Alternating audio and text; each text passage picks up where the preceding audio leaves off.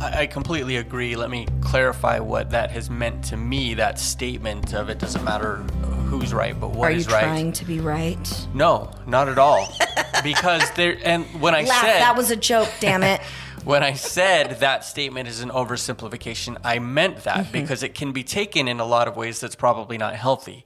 For me, that has always meant that it doesn't matter which of us is right in a situation. Sometimes what we have to do is step back and go, okay, what's best for us right now?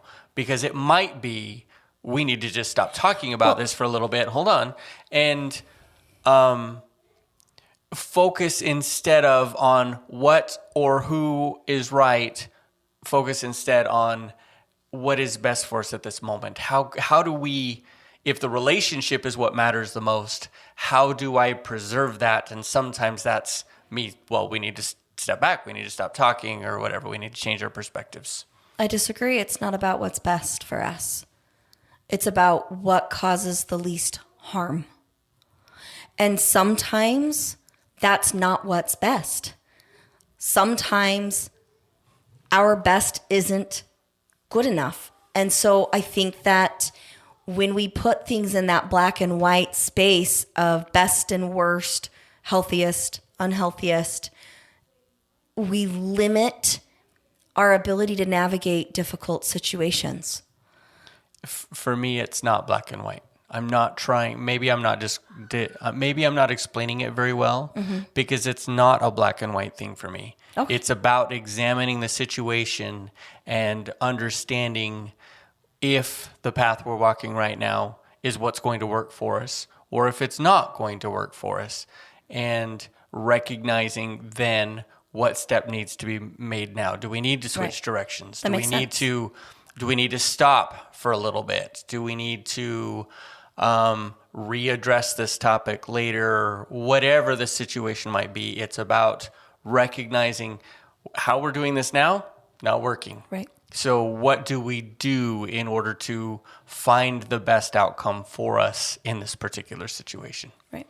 I think where I messed up the most with your youngest brother is that I did not take time to understand his intent in asking for data before responding.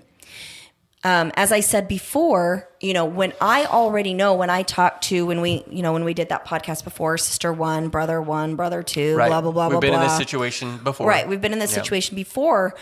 I choose not to engage with them anymore because anytime I engage, it's a trap. We need to confirm that Sarah is wrong in order for our worldview to not crumble with the church, because they view me as a dangerous person who's trying to tear down their religious structure, which is not what I'm trying to do. But that doesn't matter. That is their what they see. Truth. It's what they want to see. Right. It's but that's their perspective. It's their truth. It's subjective. It's not factual truth. That is their subjective truth based on their worldview and their experiences, are that anybody who challenges the church is a dangerous person. They are an apostate, and you try and save them, but if they're still going on their apostate ways, you back off and you just avoid and you stay away and you shut it down and you break up families. And I'm again respecting that, because it doesn't matter what I say to them. If it's anything of my authentic self, it's viewed as dangerous, toxic. Right. Their amygdala is going to get engaged, and they're not in a place where they've demonstrated a willingness to do things differently. Right. I would say youngest brother is demonstrating, trying to talk about it differently. And so there's a little bit more dialogue still going on there, which also leaves room for both of us messing it up. Yeah. But I did not take the time to understand his intent. If I had asked a question like, are you asking because you actually want to know whether or not this happened, or are you asking because you feel like you need to defend the church? It's a very good question. Then I would have done things differently, because if he had been able to say, I feel like you're attacking the church and I want to demonstrate that these stories aren't based in fact and therefore should be eliminated from determining whether or not the Mormon church is true, then I could say, great, do the research. You you defend. Right, If that's you what do you you, feel yeah. you need to, you do you. God bless you. And if you really want to have the data for proving this right or wrong, go for it. Go for it. I will leave you alone on that front. And whatnot. And I didn't read the room. Which is abnormal for me most of the time. Most of the time I do a very good job of reading the room. Yeah, you really do. Most of the time I do a really good job of understanding somebody's readiness, willingness, openness, intent for things. For big and little situations. Big and little things. You do a very good job of that most of the time. And I didn't this time, and that's okay. I have some apologies I need to do. I've got some repair attempts I need to do. Number one, I have to work through it on my own.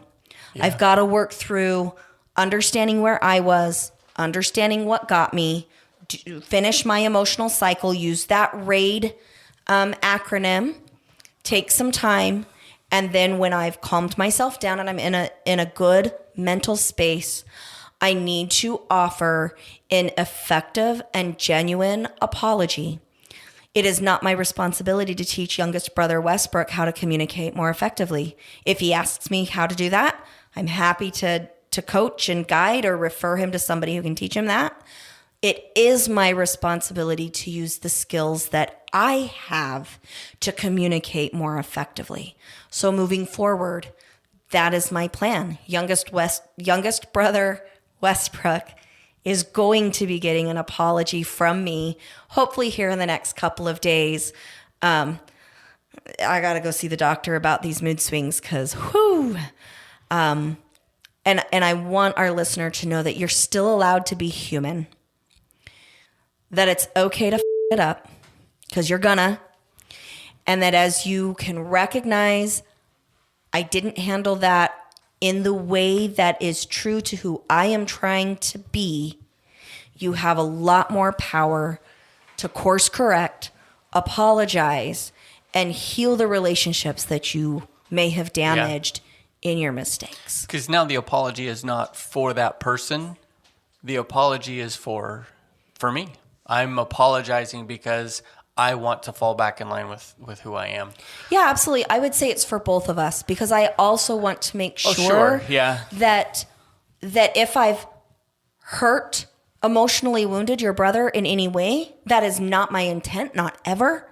So I do want to apologize for him. Whether or not he accepts that apology as genuine or not, I don't really have a whole lot of control over that. Yeah. So that's where the apology is for me, in the sense of I am apologizing and I will be saying sorry for the things I am sorry for. And it will be genuine. It will be heartfelt. And if he hears that, great. And if he doesn't, I've done my part. I cannot control him. And what got me in trouble in the first place in this was trying to change his opinion and trying to call him out on his shitty communication skills. And it was not the time, not the place, and it was not my responsibility either. So owning that is going to be part of this healing journey. Yeah, absolutely. I want to point out, you talked about the RAID cycle. If you go to daisygirlcommunications.com, for those of you that have not done that, there is a flyer there that you can print up that talks about the RAID cycle. I believe it was in episode 3 for us, School Life Feelings, that we talked about the RAID cycle. I believe that's where it was, although I'm not positive. But we do go through that and discuss that and how you complete the emotional cycle. Very helpful information. And for the data on that, read Emily Nagoski's book, Yeah, that's Burnout. in Burnout. Yep. The RAID acronym is mine that I created for my own clinic, but the data that it is coming from is the data from Emily Nagoski's studies that she illustrates in her self-help book, Burnout. Very, very good book. Yep. Yeah. All righty. So Mason, did you have anything else for our listeners today? Ooh, I don't think so. Yes, one thing, just that it also can make a difference. You know, the conversation that I had with my brother, a little bit different than the conversation you had with my brother. And so there's lots of things that can be learned from both sides of that. And just, learn to read the room. We talked about that in episode 2, and just recognizing when it is likely to be positive if you engage in a conversation, when it's likely to be negative when you engage in the conversation, so that you can protect yourself, your own emotional health and well-being, and that relationship. There's lots of things that if we just take a little bit of time before engaging and just kind of feel out where we are, maybe try and figure out where they are, although much of the time we'll be wrong, but if we try and figure out where they are, then when we engage in those conversations, or when we choose not to engage in those conversations, we're more likely to accomplish what it is that we're trying to accomplish in a healthy way. Absolutely. So the last thing I want to do is give a shout out here to our listeners. So we are in the process of creating Daisy Girl Communications, Unpacking Mormonism, Raising Crazy, Conversations with a Schizophrenic merchandise. I am in the process of getting some of those contracts going. We would love to see you in our Facebook group. And so for the first 10 people who start a conversation in our Unpacking Mormonism and Other Religious Trauma Facebook page or Facebook group, either place, the first 10 people to start a conversation there will get a piece of free merchandise to be announced and shipped to you by the middle of March. It will probably come earlier than that, but I'm going to say middle of March just because of the timeline for when this will get released and whatnot. But we would really like to hear from you. We really want to see some more activity on those groups. We want to have a little bit more feedback. Things have been a little bit silent recently on that front, so we'd really like to see some good dialoguing going on there, and ask us any questions. Give us ideas. Help us know what you'd like to hear about so that we can... Absolutely. And let us know what kind of merchandise you would like to see available at daisygirlcommunications.com. Love you, listener. We cannot wait to hear from you and learn, grow, and become better together. Aloha, Honolulu, Hawaii. Aloha. I love your city. I have been there. I actually did one of my practicums for my master's. Oh my goodness, my words.